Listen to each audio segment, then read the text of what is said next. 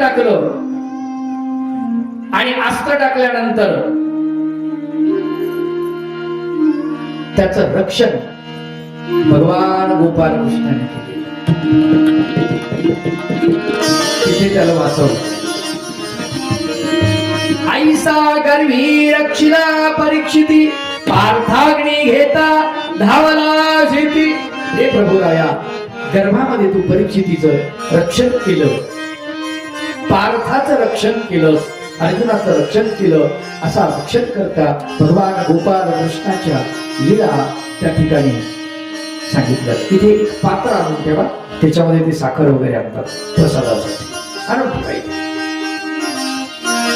नंतर प्रसाद वाटायला लागतो.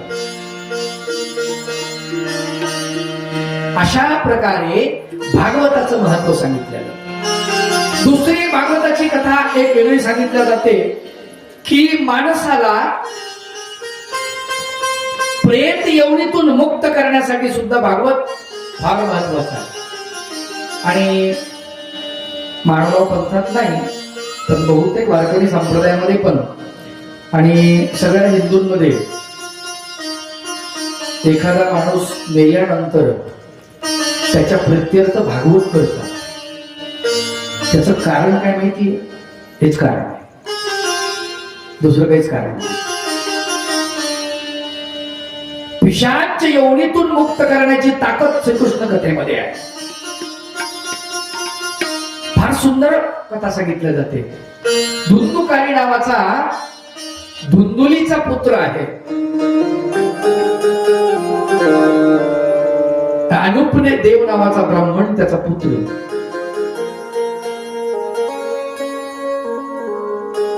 हा अत्यंत विचित्र असतो, कारण याला पहिले पुत्रच नसतो, मुलबाळ नाही, म्हणून तो उदास होतो. काय करावं विचार करतो. ऋषी लोकांकडे जातो, साधू जणांकडे जातो.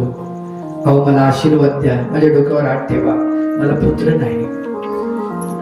प्रपंचामध्ये प्रपंच नावाच्या वृक्षाला जर पुत्र नावाचं, कन्या नावाचं फळ जर लागलं नाही तर तो प्रपंच निरर्थक असतो मायबाप. आणि या ब्राह्मणाचं असंच झालं. शेवटी एका ऋषीने त्याला फळ दिलं, सांगितलं हे फळ घेऊन जा, तुझ्या पत्नीला खाऊ घाल, तिला सुंदर असा पुत्र होईल. मला ठीक आहे. त्यांनी ते फळ आणलं.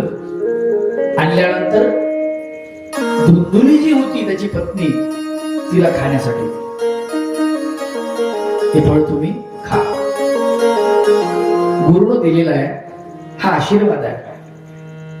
तिची काही श्रद्धा नव्हती. लक्षात ठेवा, सगळ्या गोष्टी श्रद्धेवर असतात अवलंबून. श्रद्धा असेल तरच काही गोष्टी होतात, श्रद्धा नसेल तर काहीही होत नाही.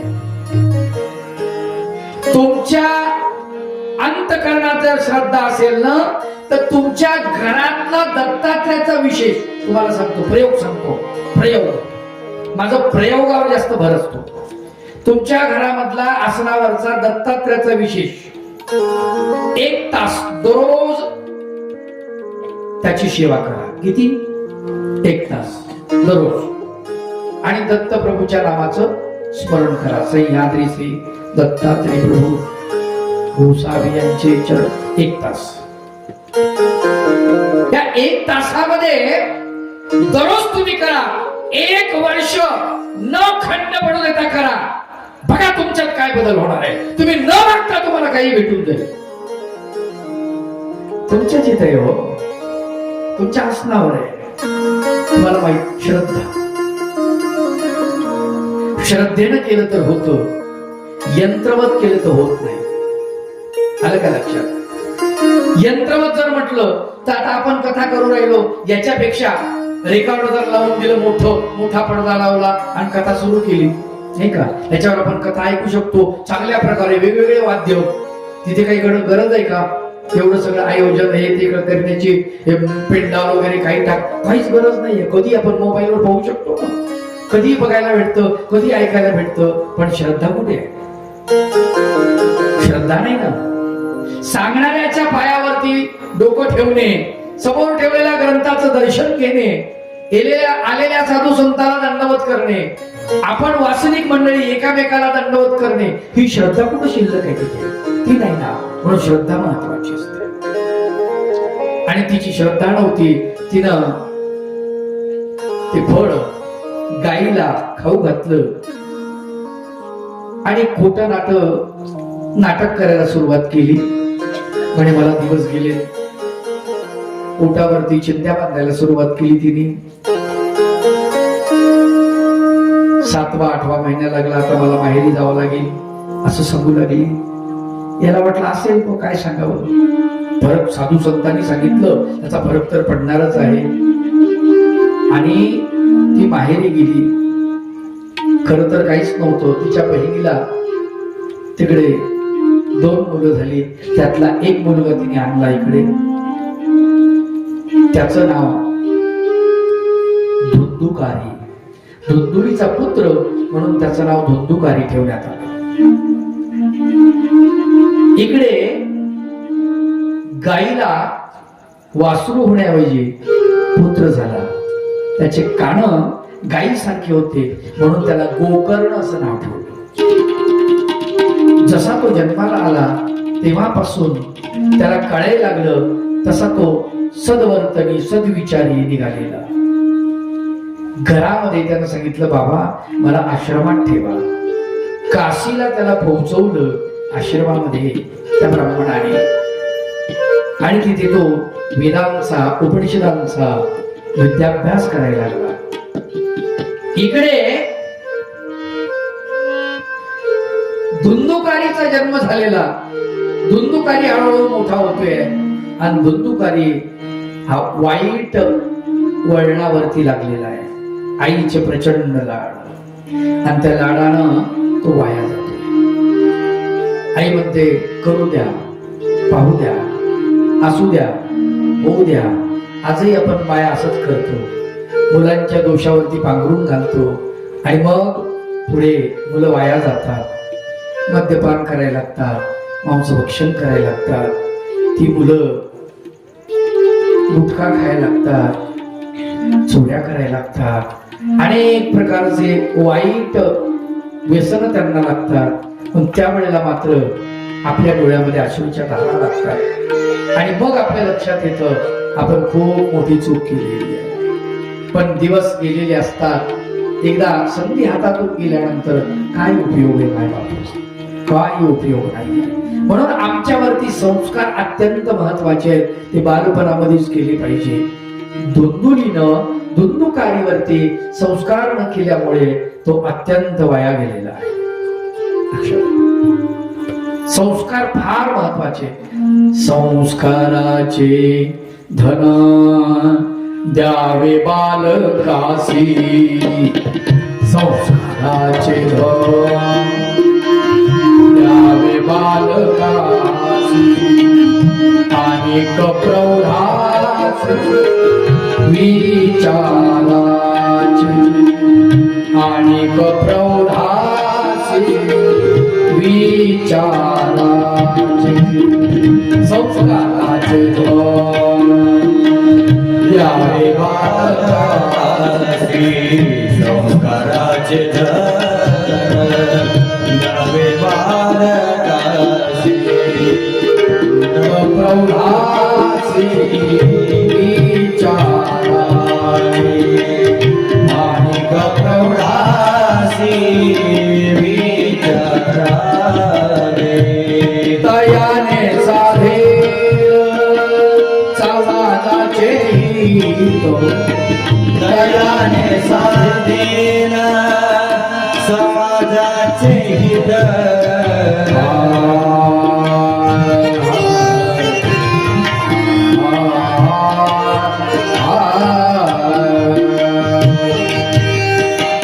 तयाने साधेल समाजाचे हित, दयाने साधेन समाजाचे हित, समाजाचे गीत तया समाजाचे गीत करुणेचे गीत ओ करुणेचे गीत ओ करुणेचे गीत ओ तयाने साहेल समाजाचे गीत दयाने साहेल समाजाचे गीत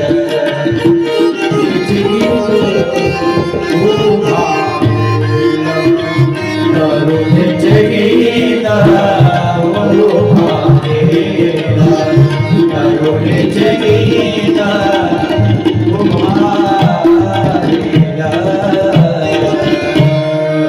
संस्काराचे धन द्यावे बालकासी अनेक प्रौढासी विचाराचे तयाने साधेल समाजाचे हित करुणेचे गीत उभारेल.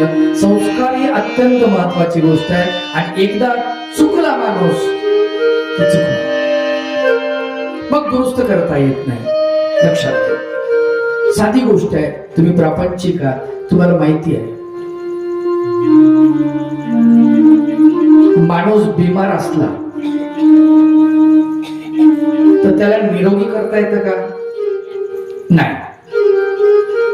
त्याला दुरुस्त करता येतं निरोगी नाही करता येत. बरोबर आहे.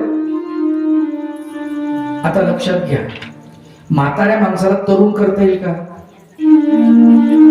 नाही. त्याला लाडू खाऊ घालावं मस्त मेथीचे वगैरे मेवा आणून जमन का?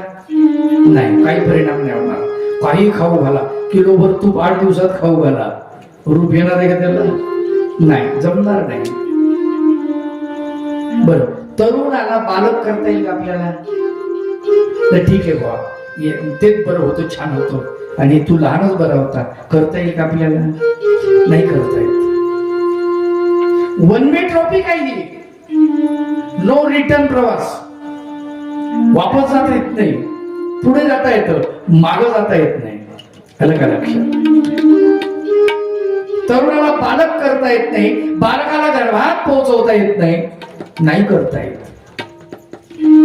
एकदा उताराला लागलं की तिकडेच जावं लागतं. तिकडे मार्ग शोधावा लागतो. लक्षात ठेवा माग झालेली चूक दुरुस्त करता येत नाही. आलं का लक्षात? चूक दुरुस्त करता येत नाही. एकच आपल्याला करता येतं पुन्हा चूक होऊ नये. पुन्हा चूक होऊ नये पुढे चूक होऊ नये आपल्या हाताला हे मात्र करता येतं आणि ते संस्कारानं करता येतं.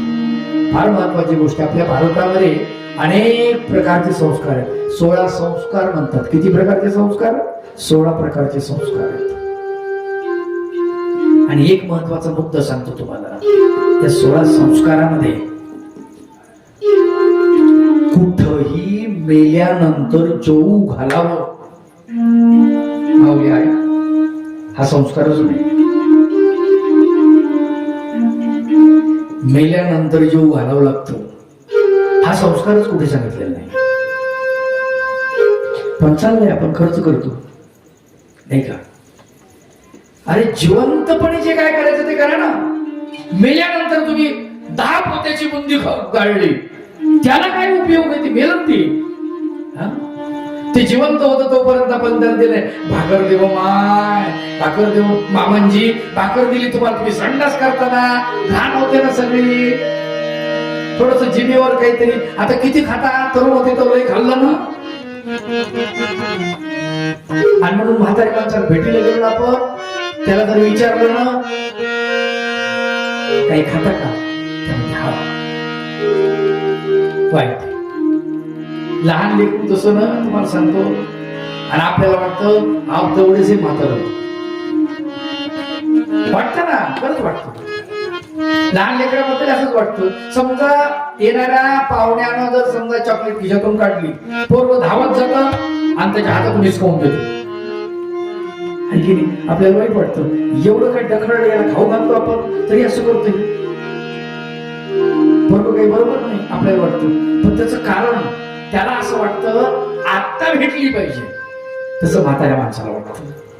त्याला वाटतं एका तासाने मी मेलो तर मग, म्हाताऱ्याला वाटतं तसं एका तासाने मी मेलो तर राहिलं जेवण, राहिले खायचं, म्हणून त्याला वाटतं खाल्लं पाहिजे. आणि होतं त्रास होतो माय बाप, करणाऱ्या माणसाला त्रास होतो, जे करतात ना त्यालाच माहिती आहे. बाया बापड्या खेड्यामध्ये मी बघतो म्हाताऱ्या माणसाची खूप सेवा करतात, खूप सेवा करतात, अगदी जीव लावून सेवा करतात.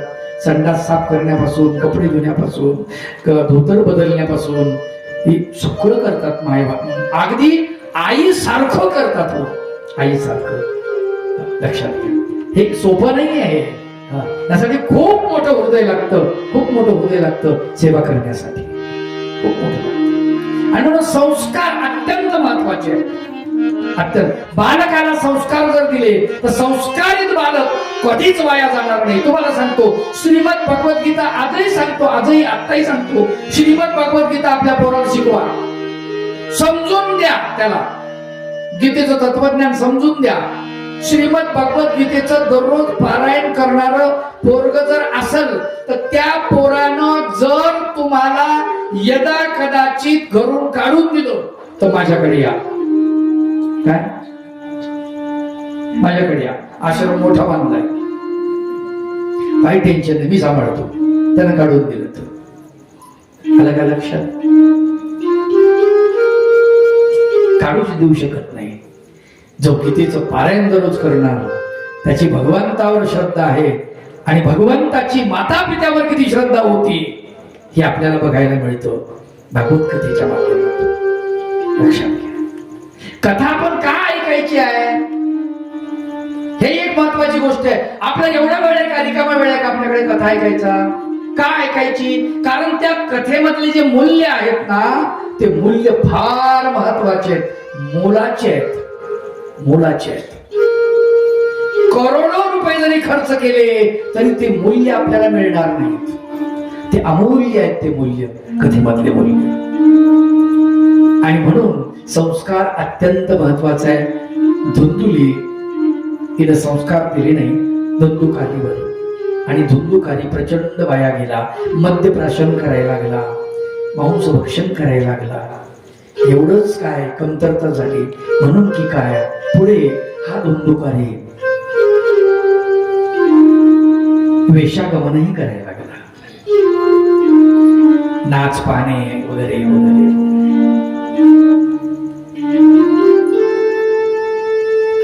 आमचं म्हणणं आहे, नाच बघू नका असं नाही आहे.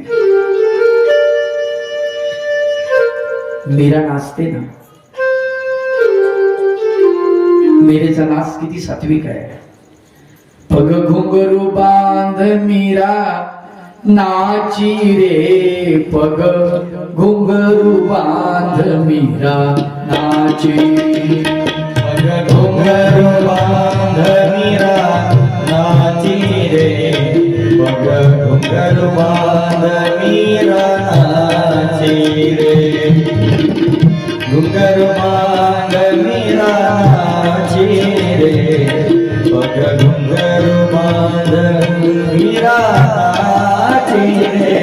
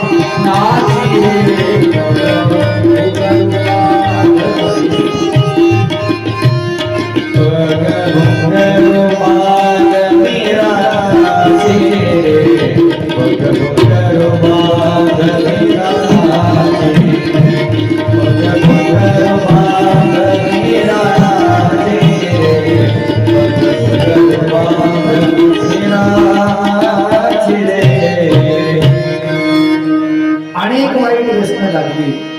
दररोज नृत्यांगणाचे नृत्य बघायला जायचा, वेशेकडे जायचा, वेशागमन करायचा, मद्यपान करायचा, मांस भक्षण करायचा.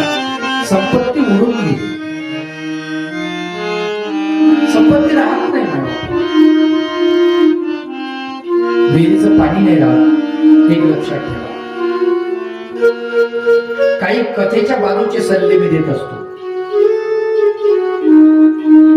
करमाड म्हणा, बदनापूर म्हणा किंवा संभाजीनगर म्हणा, इथे तुमचे व्यवहार असतील व्यापाऱ्यांकडे. मारवाडी बघा, मारवाड्याच्या दुकानावरती आपल्या पोरांना ठेवा, असू द्या, तिथे ठेवा. ब्राह्मणांच्या सहवासामध्ये आपल्या मुलांना मुलींना ठेवा. त्यांचं रहन सहन, त्यांची भाषा, त्यांचे आचार विचार आपण आपल्या मुलांना ठेवत नाही अशा संस्कारामध्ये. मला एक सांगा, एक तरी मारवाडी गल्लीमध्ये मद्यपान करून पडलाय? एक तरी, कमीत कमी नाही दिसत. आपले सोन्यासारखे लेकर अवघड अवस्था होते. त्यांना नाही कळत आपल्या देहाचा आपण काय करतो आहोत. प्रभू कृपेनं इतका सुंदर देह मिळालेला, त्याचं वाटोळं करत आहोत आपण. धुंदुकारी सारखं आपलं अधपतन होते आहे, आपल्या लक्षात नाही येत. किती वाईट आहे.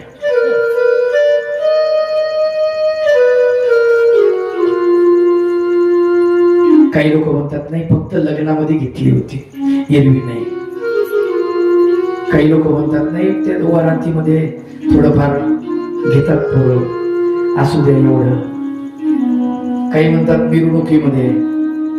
इतकं विविध म्हणजे वातावरण झालेलं आहे ना. छत्रपती शिवाजी महाराजांची मिरवणूक नाही का, अख्ख्या गावात मिरवणूक निघते, डीजे वगैरे, आणि छत्रपती शिवाजी महाराजांच्या त्या फोटोच्या पुढे पोर नाचतात. नाचायला पाहिजे. हातात तलवार घेऊन, काठी घेऊन, काठी दाखवा ना, हातामध्ये काठी फिरवा, झांज पथक बोलवा. ते कसे खेळतात, पाऊली खेळतात. वारकरी संप्रदायामध्ये कसे खेळतात, अरे पूर्ण अंग ओलं होऊन जातं, ओलं चिंब होतं अंग. काय सुंदर पाऊली खेळतात. त्याने व्यायाम होतो ना. बेधुंद व्हायचंय ना तुम्हाला, नाचायचंय ना. अरे मिरेनं काय पिलं होतं, तिने ते विष पिलं ना. ऐसी लागी लगन मेरा हो गई मगन. ऐसी लागी लगन मेरा हो गई मगन. हो तो गली गली हरी धुन गाने लगी. मैं हो गई मगन. बन जो बन सके मैं हो गई मगन. बन जो बन सके मेरा रानी दीवानी कहानी लगी. ऐसे लागी मेरा हो गई मगन. ऐसे लागी मेरा हो गई मगन. रानी विष दिया मनोहर पिया. दुख को सहे मुझसे कोई कहे. मेरा सागर में सैया समाने लगी. मेरा गोविंद गोपाल गाने लगी. हो तो गली गली हरी बोल गाने लगी. ऐसी लागी लगन मेरा हो गई मगन. ऐसी लागी लगन मेरा हो गई मगन.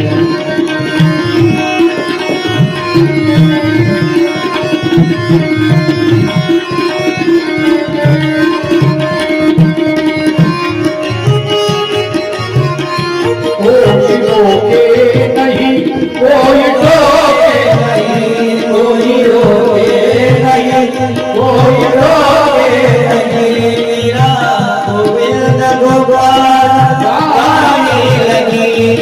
बेटी संतों के संग रंगी हो मेरा प्रेमी प्रीतम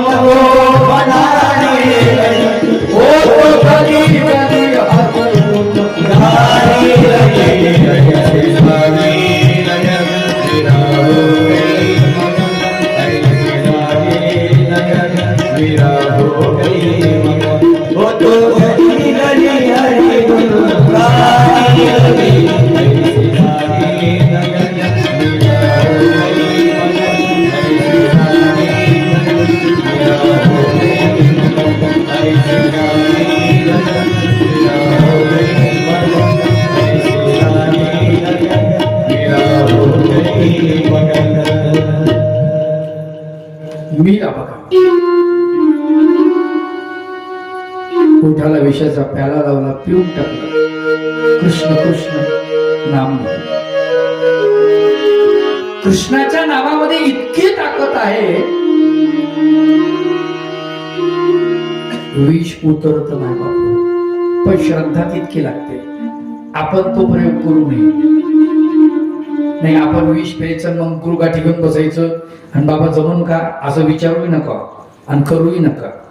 आलं का लक्षात? कारण आपली श्रद्धा नाही तेवढी तिच्या मेरी इतकी तिची श्रद्धा होती म्हणून झालं.